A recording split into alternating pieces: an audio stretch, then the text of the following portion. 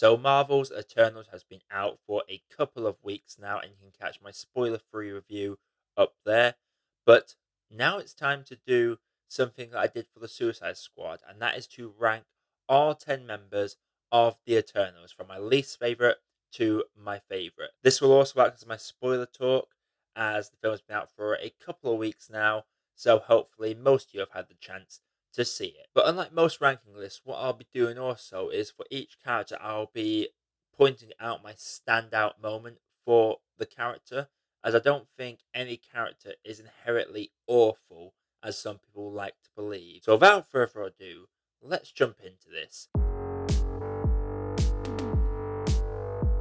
Coming in at number 10, we have Sprite, and this was a big disappointment to me because going into it, I was feeling that this could be a very number 5 situation from Umbrella Academy, where it's basically a grown person in a teenage body, as they have lived for thousands of years. But unfortunately, she spends most of the film lamenting over Icarus, which is a little bit uncomfortable, and just acting like an angsty teenager. Now, I get that she's trying to play a part when she's around public. When she's just around the Eternals, there's no reason she shouldn't be acting more mature and more adult like, because they have been around for so long. You'd think she doesn't have to pretend to be an angsty teenager. Maybe she's method acting too hard, who knows? But she was by far the weakest character, though. For me, her standout moment was when Fina was having a bit of a breakdown. She used her illusion magic to create an illusion to help Fina remember who she is and come back down to earth, which I feel like was a very strong, pivotal moment for her. Coming in at number 9, we have Ajak, and wow, she is technically the original leader of the Eternals in this, and it's great to see Salma Hayek not have to play the angry Latina woman for once. Unfortunately, a lot of what we know about Ajak is from the flashbacks. I guess she's supposed to be the matriarch of the group, but when, spoiler alert, she dies quite early on in the present, we only begin to feel for her death on a rewatch, because there's very little we know about her at the point of discovering her dead. So there's no real impact to her death for us as an audience, and it only really strengthens when it gets later in the film and you see all the other Eternals reacting to said death. For me, her personal highlight was when she admitted defeat and let every one of the Eternals go, promising that all the deviants were dead. You could tell it was a mother letting her children go out into the open world, and while it hurt her to do that, she knew they would have been much happier doing it that way.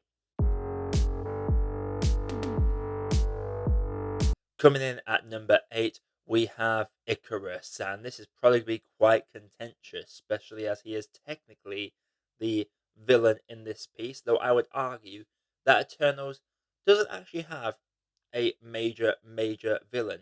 Even the main deviant they fight has very understandable reasons for wanting to put all the Eternals in the ground.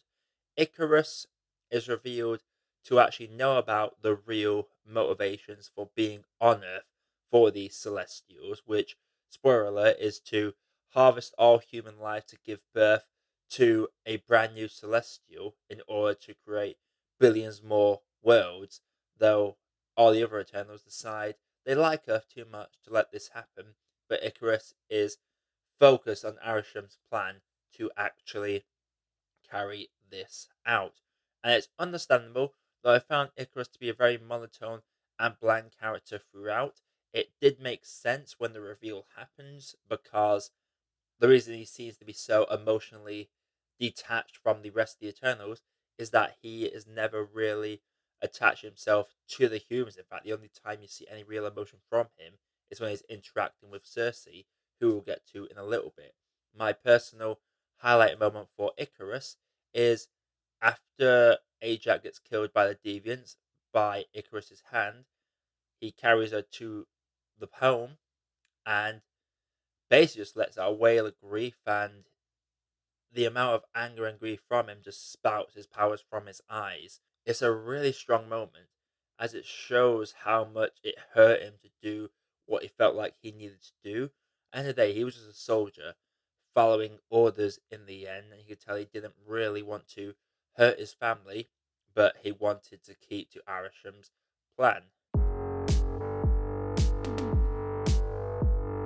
Now, coming at number seven, it is unfortunately Cersei. I know she is supposed to be the main character of these Eternals, but I don't feel like we get to know her as a character per se. She just spends most of the film worried about leading the Eternals, whether she's right for the job, and we get bits of her two romances, but unfortunately, I don't feel like she came to me as a personality.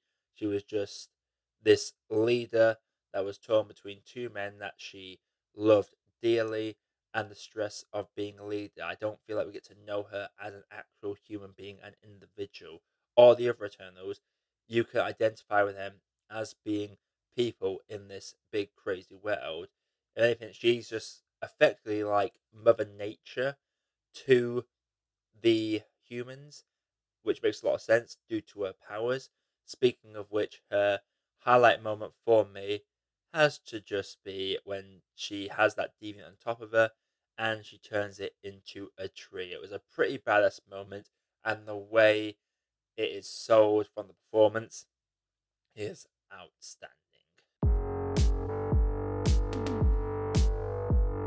Number six for me is Druig, who is probably one of the more emotionally vulnerable of these characters. Though he does it with a very stern face, he is very much like the number five of this crew. He's very to the point and blunt. His powers, he can manipulate minds, so he could stop any conflict. And the way he sells his grievances that they're not allowed to interfere, and the fact he's the first one to step away, which is my highlight, by the way, when he chooses to step away from the Eternals and take a group of humans to be in this peaceful colony in the woods. He is a really strong character with a lot of personality about him, and I love the bond that he shares with Makari, who we'll get to very shortly.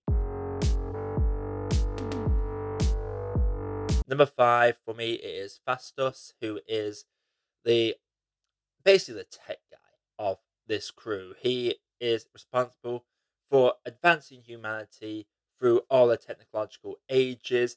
He even has to have the brakes put on him a few times from his fellow Eternals as he tries to move humanity forward quicker than they were ready to. I think one of my favourite moments has to be when he presents the steam train and all the Eternals ask him to tone it back a bit, to which he disappointingly goes for a plow. The reason it's a bit lower on my list than a lot of other people, I feel, is just because it feels like its arc is kind of rushed over. There's this great little scene with the Hiroshima bomb where he is lamenting and regretting advancing humans this much. As a big deal made over, he's given up on humanity. Good luck getting to help you. Then it cuts to he's now in a gay marriage with another man, which props to him, fantastic. But he's suddenly on the side of humans again. Like there's no real arc that is set up and it skips the middle bit and jumps straight to the payoff of this arc. So he's more than willing to help. His best moment for me has to be when he gets Icarus in them restraints, claiming that he's always wanted to clip his wings. I absolutely love that bit because it makes a lot of sense that the tech guy, who doesn't really have the strongest of the powers, would really want to take their Superman down a few pegs. But getting aside very quickly, this film kind of establishes that the DC comics exist in the MCU. I don't know if that's happened before, but their casual references to Superman and comic books have me questioning a lot of things. But I love that these two universes have sort of crossed over. Also, the Celestials harvesting life so they can create more Celestials to advance the future and grant more populations. I can't be the only one that thought Mass Effect ripped off a lot of Eternals. 'Cause I know the comics came out way before the Mass Effect game. So, are the Celestials just Reapers, and are the Eternals just like the different foot soldiers that you're fighting the entire way as Commander Shepard, had me questioning a lot of things. Number four for me is Makari, who is the deaf ASL speaking character, who is probably one of the best speakers we have seen on the big screen. She is arguably the least flawed of the characters. I don't think there's ever a moment where she is deemed to have negative traits about her. There's a bit where she steals, I think, but that's just played off very briefly. But she's always going around saving people. She's always very open and expressive towards her friends. And I just love how some of the most poignant lines of the film actually come from her who can't even speak. I really thought it was a great little touch for representation. And my favourite moment with her has to be how Fastos just says to her, go find the specific point on the planet Earth where this emergency is happening. And she just goes and does it in this glorious speed sequence where she's literally leaping across oceans. It is absolutely visually stunning to watch. Now, coming to the top three, and for number three, it's the guy who seems to be at the bottom of a lot of people's lists, and that is Kingo. And a lot of people seem to not like the character because he was comedic relief. He decided to step out of the action. He actually was all on Arisham's side. It's kind of sad people are thinking that way because it's very black and white, and I'm getting a bit tired of people seeing characters as black and white. Kingo is a character that stuck by his beliefs, but he, out of everyone, tries the hardest to keep the family together. Even at the start with his Bollywood people, he didn't want to abandon them because of their jobs and their livelihood. And it's only when his right hand man, who is absolutely fantastic, by the way, encourages him to go with his family to help save the world, that he relents and does so. When the Eternal is about to split apart, he is there trying to keep them together, and he he was willing to fight Icarus. He knew he would have died before Icarus, but he would have gladly done it to defend his family. He did not want to see anyone get hurt. Um, he wasn't sure of the plan to kill this celestial that they were trying to birth out the planet, but as he said, he wasn't going to kill his friends over it. And sometimes it's nice to just be that middleman. He decided to step out and let things play out as they were, and he was happy to accept either outcome. Dick move, if you're a purist, yeah, it's a bit of a dick move. Like, he didn't want to save the planet, but he was thinking of the bigger picture. And it's sort of our own human privilege to feel like we have to survive above all races. It is a privilege that I feel like humanity does. Like, how we automatically assume that if aliens ever came to Earth, they would happily share technology with us. Because, no, they won't. We're just a car crash. They are in the car, driving past, seeing this crash, slowing down a little bit, and then moving on. So, no, I think Kingo, despite having some of the comedic moments that don't always land, I feel like he is the heart and soul as he tries his hardest to hold the family together. Number two for me is Fina, played by Angelina Jolie. Not in it as much as many other people thought she would be, and she's arguably the biggest well known name, though I feel like she is badass as hell when she is going through this movie. Athena is just a troubled character, and I love how she has this little malfunction where she is remembering all the other previous planets because she wants to kill the Eternals before the world could get too populated. I love that she's arguably the first one to show signs of wanting to save humanity because that's why she's trying to attack her family members. She has some of the best moments. I absolutely love her power as well. Like the fact that she just conjures these weapons out of thin air that are gorgeous in design. It's absolutely brilliant. And obviously, my highlight for her has to be where she overcomes her grief and kills that deviant as he's about to finish her off. That scene was just brilliant. I can't wait to see more of her in future sequels. Which means we get to number one, which is Gilgamesh, who, God rest his soul, is the other Eternal that 100% dies. Icarus technically does as well, but they might fudge that in later sequels. But Gilgamesh is unapologetically killed off and burned in a Viking funeral. And Jesus Christ, the actor that plays him, if you haven't seen Train to Busan yet, he plays the big family guy just kicking ass the entire film, and he does die in that as well. And it is heartbreaking as hell. That's two films now. This man has made me fall in love with him, and just made me heartbroken over his demise. I love that he's got just a simple power where he just gets these things around his fist and just punches stuff. That's all he does, just punches stuff. But he is a big softy.